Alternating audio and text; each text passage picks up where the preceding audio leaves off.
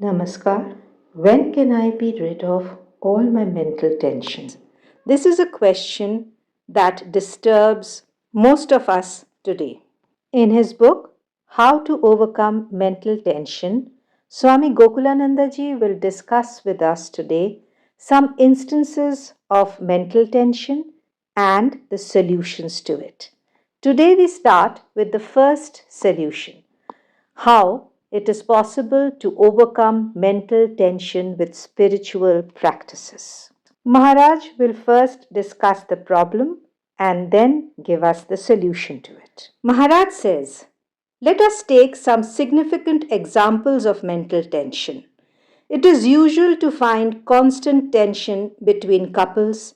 In this particular instance, the husband would often get irritated with his wife, and she gradually found it was becoming impossible to live with him.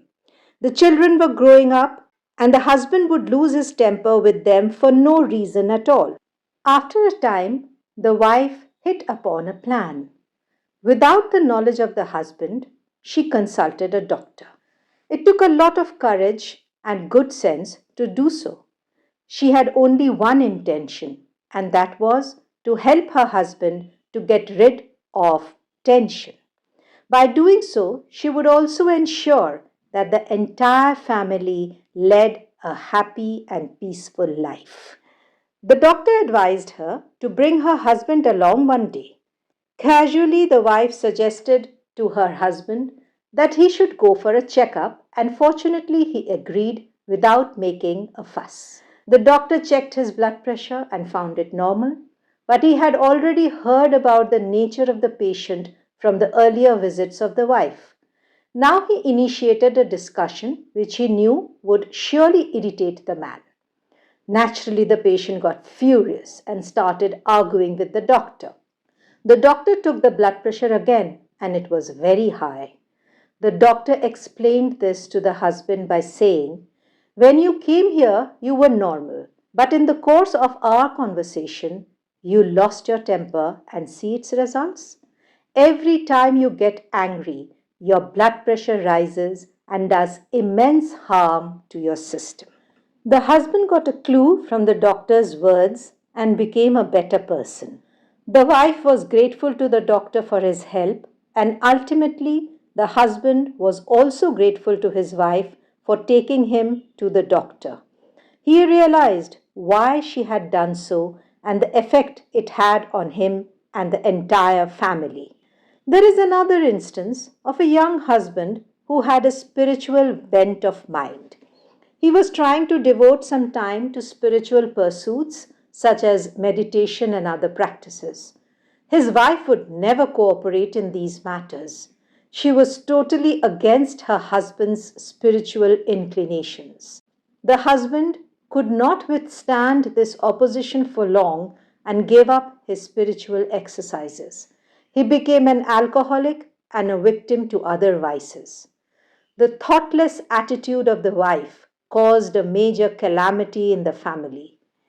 She had opposed his spiritual leaning, and now the result was devastating. She passed through terrible agony, and finally, by the grace of God, good sense dawned on her.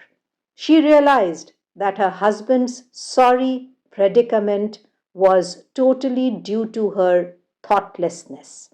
One day she went to a holy person and begged his guidance humbly and spoke about the ruin of her family due to her earlier attitude.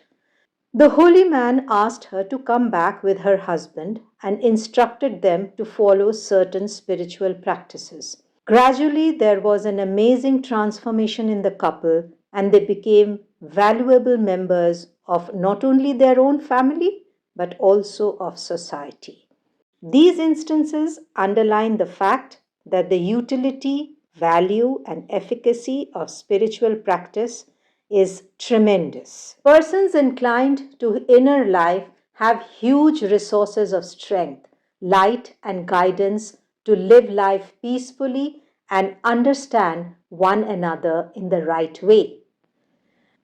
Maharaj continues, let me narrate another incident. This time from the United States. There was a great scholar who taught a particular subject at the university. Once they had a seminar on the subject, and many famous scholars from different places read learned papers on the subject. This made the scholar develop an inferiority complex, thinking that perhaps he was not as well versed in the subject as he had assumed earlier. He knew he was a good teacher and students appreciated him, but after the seminar, he began to think poorly of himself. This became an obsession till he was forced to seek the help of a psychiatrist. The psychiatrist suggested that he should recall his childhood and try to find out at which point he began to develop this inferiority complex. After much effort, no solution could be found, and the poor man went back to his teacher. Finally, he sought the help of a spiritual person. He was taken to one of our Swamis in America. The Swami tried to offer him a solution by referring to the teachings of Swami Vivekananda that each soul is potentially divine. He tried to convince the scholar that we are not weak, that there is a divine spark in each of us. The Swami told the scholar to manifest the divinity in him. Try to be conscious of the higher dimensions of life, and in this way get rid of the inferiority complex. The Swami gave him some spiritual practices to follow. As a result, the scholar was able to get rid of his obsession, reintegrate his personality, and resume his teaching at the university in a more meaningful manner. So today, Maharaj discussed the fact that utility, value, and efficacy of spiritual practice is tremendous. In the next episode, he will discuss with many more instances that stress and strain is a common phenomena because people are driving themselves at a pace which is too fast for them. Hope you are enjoying our videos. Do subscribe to our channel and stay tuned to Devakshar always. Like and share our videos. Thank you so much for being with us.